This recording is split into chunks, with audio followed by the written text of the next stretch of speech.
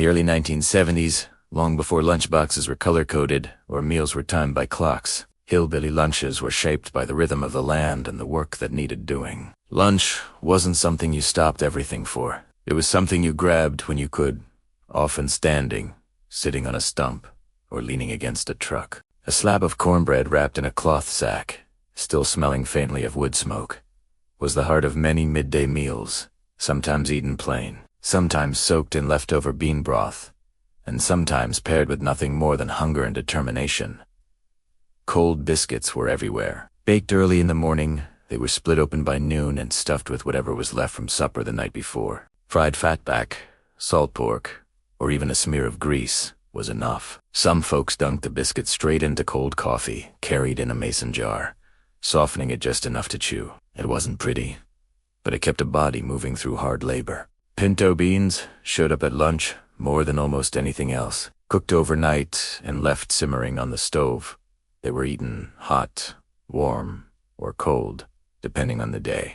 Often they were mashed slightly and eaten with raw onion and cornbread. The pot liquor was never wasted, poured right over bread to make a filling bowl that outsiders didn't understand but country folks loved. Fried bologna sandwiches defined school day lunches and workday breaks alike. Thick slices were fried until the edges curled, then laid between white bread with mustard.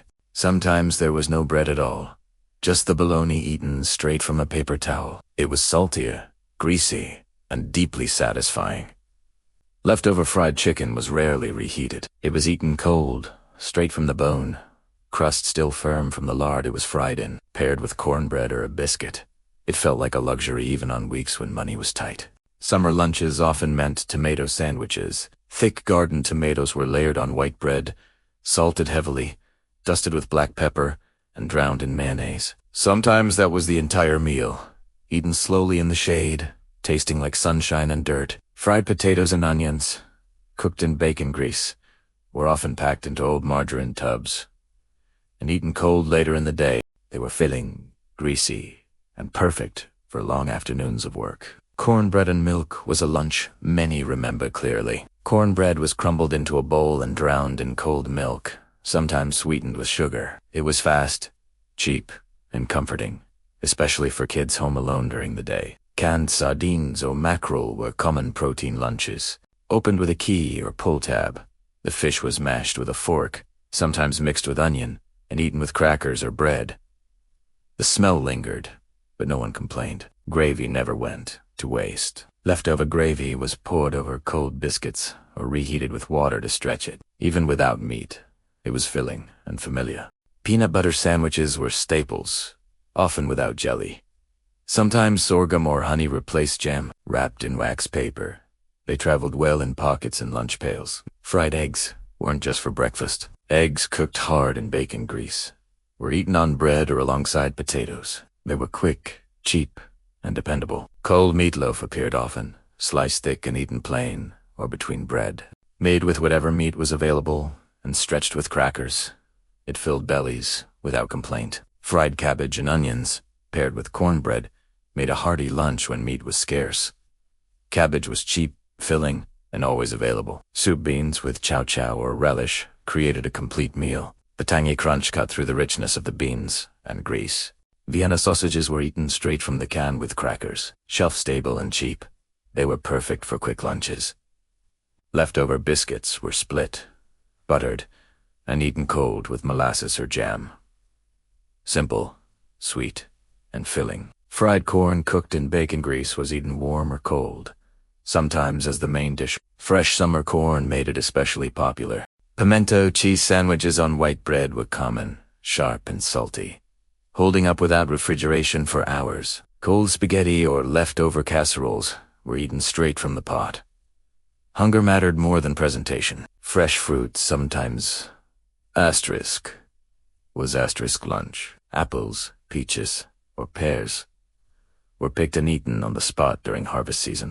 Fried liver and onions, strong-smelling but nutritious, were eaten cold or warm when available. Corn pone or hoe cakes were wrapped and eaten, plain or with butter, dense enough to last through long work days. Leftover greens like turnip or mustard greens were eaten cold with vinegar and hot sauce, paired with cornbread. Cheese sandwiches, usually with sharp homemade cheese, rounded out many lunches. Molasses bread delivered quick energy, sticky and sweet, loved by kids despite the mess.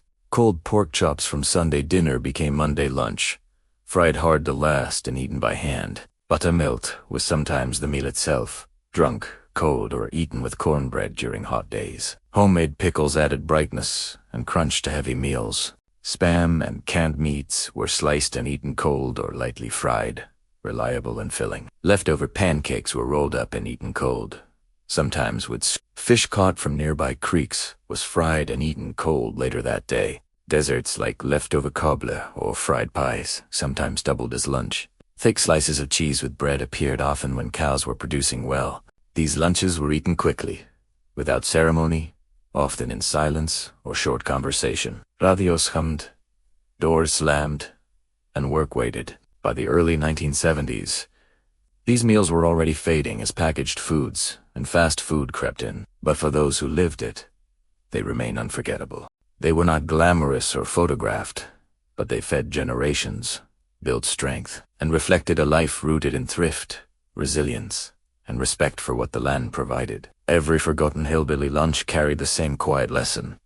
Use what you have, waste nothing, and keep going. That simplicity defined country life in the early 1970s and still echoes in memory today.